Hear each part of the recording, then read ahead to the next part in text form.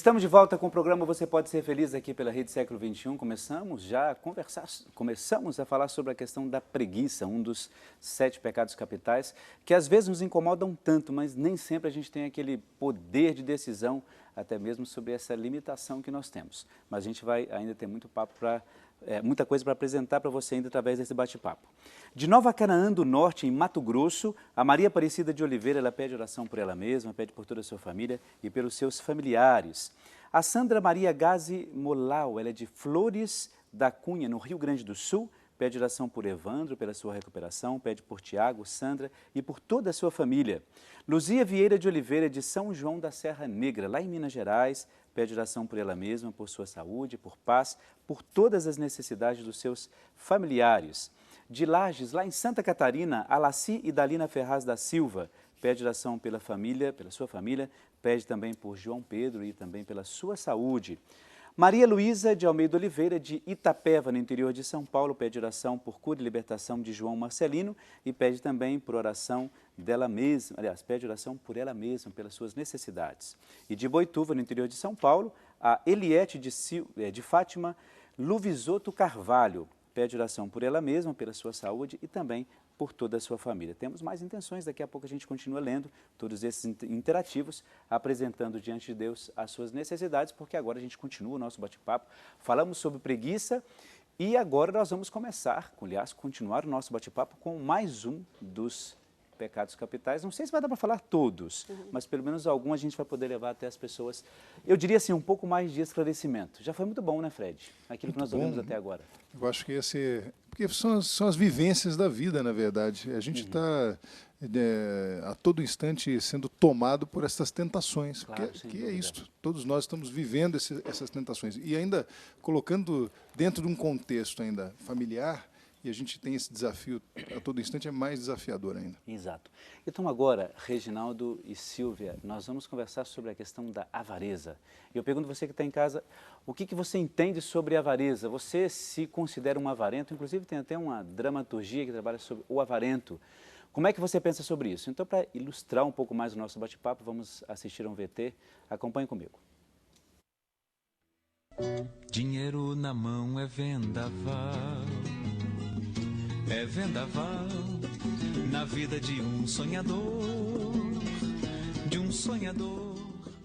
Olha, a avareza é o que a gente está vivendo hoje, né? A ganância das pessoas estão deixando elas cada vez mais avarentos. Eu acho que você negar ao próximo, eu acredito que isso seria uma das coisas mais difíceis que a gente vive aqui em Campinas. Eu conheço, inclusive, pessoas que passam necessidade só para ter aquela sensação de dinheiro no bolso.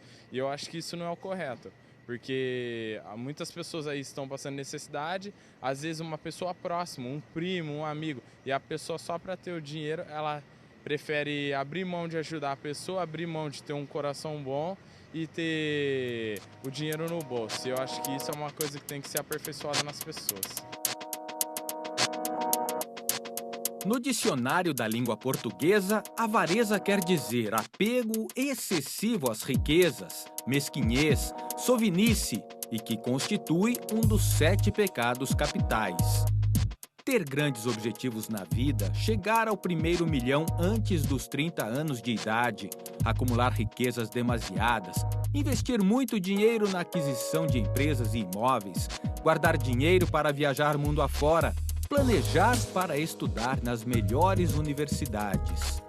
Qual é o limite entre um bom planejamento de vida, isto é, guardar dinheiro para se atingir objetivos pessoais e familiares, e a avareza? Será que existem fronteiras entre um e outro? Será que é possível guardar sem ser avarento? Se eu estiver guardando, economizando por si só, eu quero guardar dinheiro para quê? Não, porque eu quero ter muito dinheiro. Isso já é uma avareza. Mas quando eu tenho objetivo a ser alcançado e tenho o momento certo de alcançar esse objetivo, aí não, aí eu estou trabalhando realmente no pressuposto de economizar e também concretizar. Para o economista Adilson Bassan, é possível guardar sim, economizar, sem ser avarento. Então a questão é ser generoso também, nós temos que ajudar o próximo.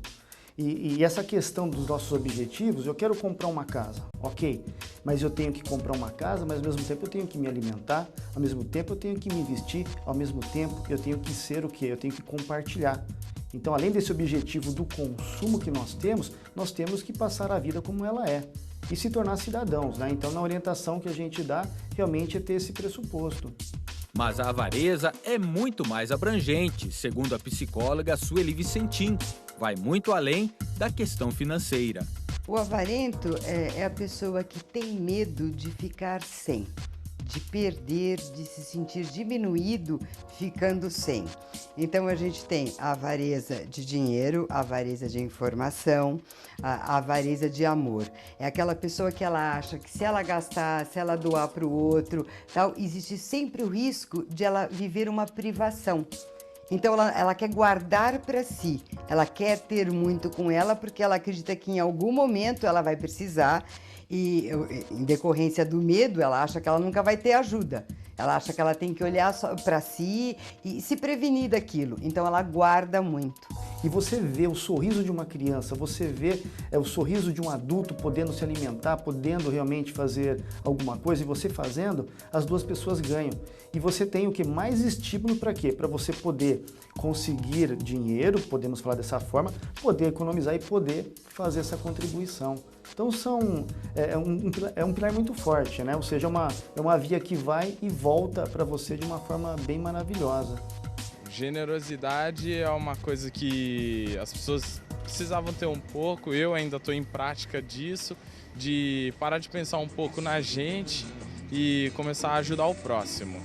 Dinheiro na mão é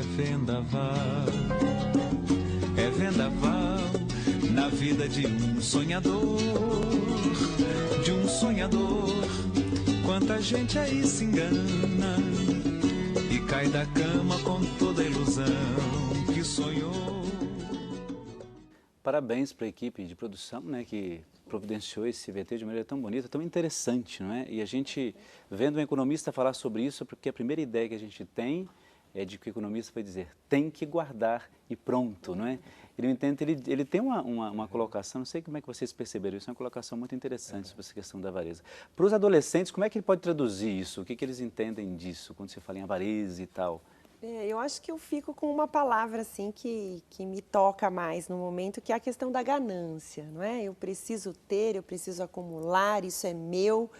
E então, assim, eu acho que eles não têm muito essa concepção do poupar, né? Eu preciso garantir uma vida, de administrar, né? Porque isso faz parte da vida, né? Toda pessoa que tem consciência disso, ela sabe que ela tem que guardar um certo dinheiro, não é? Para uma precisão.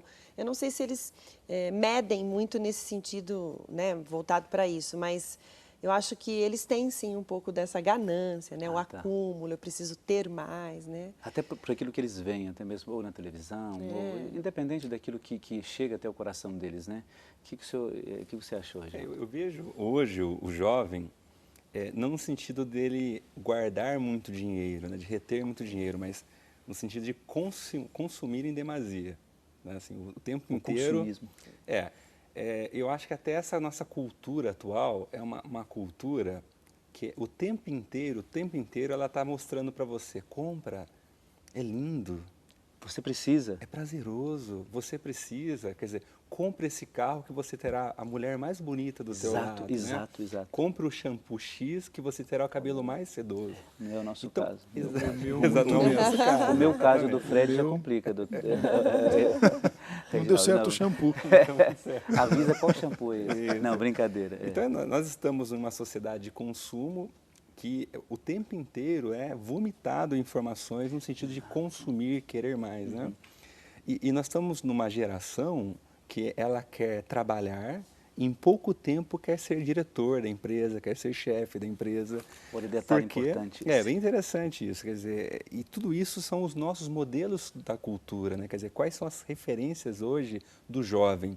É o Bill Gates, é o Steve Jobs, né? Quer dizer, é aquele sujeito jovem que conseguiu uma carreira brilhante, rapidamente, né? E ele tem todo o dinheiro que ele pode consumir o que ele quiser. Então, hoje são essas as referências dos jovens, né? Os donos das duas maiores grandes empresas do mundo, pelo menos dentro das 10, têm menos de 30 anos, ou 30 e alguma coisa. O dono do Facebook, os donos da Google. Então, a referência dessa juventude é exatamente essa. E eu gostei muito da tua referência sobre a ganância, a ligação da palavra ganância com a avareza. E eu me remeto sempre à minha filha. A ganância de não saber dividir. Então, veja, isto também é. Claro, é uma isso criança está de dentro 4 da anos questão da avareza, não é? que quando você tenta fazer com que ela divida um brinquedo, né, você já e quando o pai não faz esta ação de querer que estimule essa divisão, você está deixando com que cresça dentro dela o sentimento da ganância também. Porque ela já diz assim, é meu, é dela. E outro dia eu escutei um pai me dizendo, não, vamos fazer o seguinte, para não ter briga, você leva o dela e eu vou levar da minha filha. Igual, para não ter briga. Então, veja, não quer o confronto, não quer o conflito, não quer trabalhar. É a preguiça de trabalhar o conceito da divisão com o filho. E não vai... claro, é mais fácil fazer isso. Mais fácil dizer, vai um para cá, tal, e aí não dá briga, não dá o conflito. Foge dele, né? E o que vai acontecer no futuro? Este serzinho que está ali, ele vai, no futuro, se ele se tornar um adolescente onde eu não quero dividir, eu quero me tornar... Isso é ganância, isso é um sentido muito próximo da avareza também, que não é o dinheiro, necessariamente, né? Claro. Que é muito mais amplo do que só o conceito financeiro. Agora, existe, nesse caso, Reginaldo, por exemplo, como que a gente poderia trabalhar isso? Porque a partir da fé, por exemplo, da espiritualidade, da religião, a gente tem o conceito de trabalhar isso, até nas nossas homilias, a própria catequese, né? Ensinar essa questão da partilha, trabalhar a questão dos valores, quer dizer, você não é uma ilha, né? Você depende das outras pessoas, você precisa colaborar, as pessoas colaboram com você. Agora, nesse campo, por exemplo, da psicologia, existe alguma maneira de trabalhar essa questão da avareza? Não estou dizendo como receita, como, né, olha, tem que ser dessa maneira. Não, mas como é que a gente pode ajudar as pessoas nesse sentido, se acaba sendo um problema? Eu acho que um dos pontos, eu acho, fornecer conhecimento, por exemplo, a esse jovem. Então, por exemplo, a gente pode pegar um exemplo de uma pessoa notória e fazer perguntas para ele. Você acha que essa pessoa é feliz? Outra, por exemplo, existe a biografia do Steve Jobs. E todo mundo que lê fica assustado com a biografia dele. Por quê? Porque era uma pessoa com poucos amigos, era uma pessoa pouco afetiva, né? Era uma pessoa que muitas vezes era muito fria com os funcionários. E aí você pode mostrar esse lado, porque esse lado, de uma maneira, a mídia, o jornal não mostra esse lado. Porque não é interessante, né? Não é interessante mostrar isso. Então, mostrar os bastidores, como de fato é. É nos bastidores que você descobre quem é a pessoa, como ela funciona, o que ela está colhendo, tendo aquele perfil, não é? E aí, mostrando esse lado, é interessante porque o jovem, opa, então, é desse jeito, então? Não é o bem mundo assim não é tão que as coisas bonitinho funcionam, assim. né? Você falou sobre o jogador de futebol, né? Isso que eu estava dizendo, o nome do Bruno, que é ser goleiro. Assim, não é só ir lá, ficar embaixo e depois levantar Acho que a é taça, só aquilo ali, né? Ganhar a Copa do Mundo, não é isso. As privações são terríveis. Ser um profissional como esse, as lesões, quantos profissionais se lesionam, tem que comer diferente, tem que tomar, não pode, tem que se privar. Quer dizer, para ter o sucesso tem que ter uma renúncia, uma privação e um trabalho enorme. E a criançada e o adolescente não percebe isso. Ele vê aquilo que é externo, aquilo que está aparente. E que, quando ele experimenta, aí vem a decepção, porque ele não está pronto para esse tipo de combate. Eu acho que, quando eu perguntei isso para o Reginaldo, justamente porque, às vezes, as pessoas, né, hoje, os adolescentes, os crianças, jovens, eu acho que perdem esses limites, né? E, assim, não importa muito como que eu vou conseguir isto, né? Quando você fala da ganância, isso toca também, né? Não importa como eu vou conseguir. O importante é que eu chegue até lá. Então, quando se fala desses bastidores aí da vida da pessoa, eu me lembrei assim, olha, às vezes você vê uma pessoa muito bonita ou tem aparentemente aquilo é tudo muito interessante, mas vá conviver com a pessoa para você ver, né? Todo mundo acha, olha, o Padre Air é excelente, um ótimo padre. Vá conviver com o Padre Air na paróquia dele, né? Assim, puxa vida, ele vai dizer algumas coisas que a gente não gosta, não é? Então, até aquela questão da idealização também, né? Então, por isso que quando se trata de avareza, eu acho que é muito importante para nós, que já temos assim uma caminhada, olha, isso aqui não é interessante. E dizer mesmo aquilo que não é interessante, aquilo que não funcionou. Para que a pessoa, não poupá-la de sofrimento algum, mas para dizer assim, olha, existe um outro caminho que você pode percorrer, não é? E na Palavra de Deus nós temos também, nós vamos ver um VT, que fala também justamente disso, né? Às vezes nós pensamos assim, O que é o contrário, né, da avareza? Como é que a gente pode trabalhar isso? Então, você que está em casa, convido você a acompanhar agora comigo um VT, dentro de uma citação bíblica que você certamente conhece. Então, acompanha comigo. Naquele tempo, alguém do meio da multidão disse a Jesus: Mestre, peça ao meu irmão que divida a herança comigo. Homem, quem me encarregou de julgar ou dividir os seus bens? Mestre, atenção. Tomem cuidado contra todo tipo de ganância. Porque mesmo que um homem possua muitas coisas, sua vida não consiste nos bens que possui.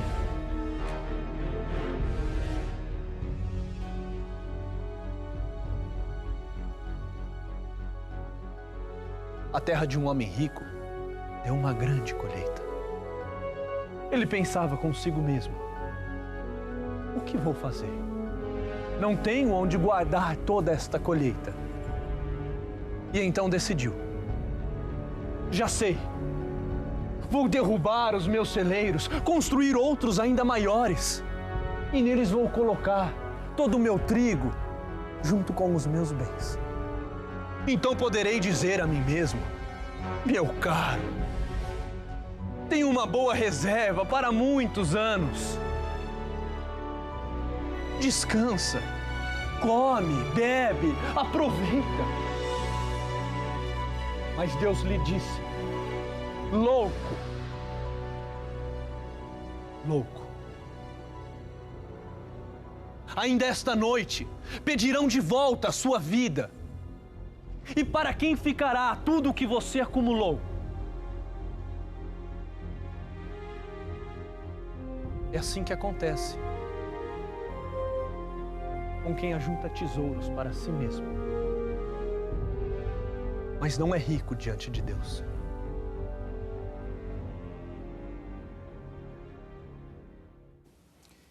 Jesus estava bravo aí, né?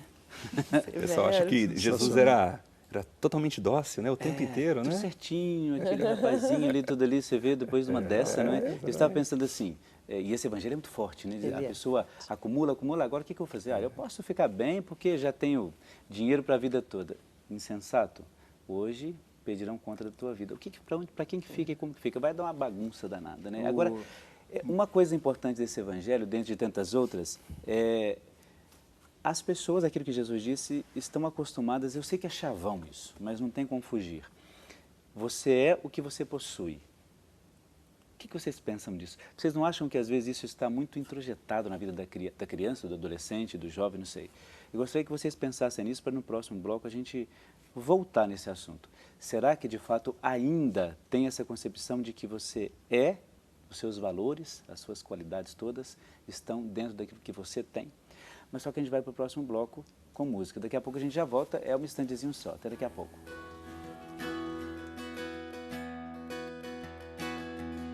Sei que o seu coração dói, sei que o mundo lhe destrói, não se entregue assim, irmão. Vale a pena viver, nova vida viver, vem, deixe tudo para trás, sim, nova vida, oh, se a Jesus se entregar, vale a pena tentar, vem experimentar o amor de Deus em mim, está também em você, está vivo em nós, tem nome, é Jesus, a verdade e o caminho.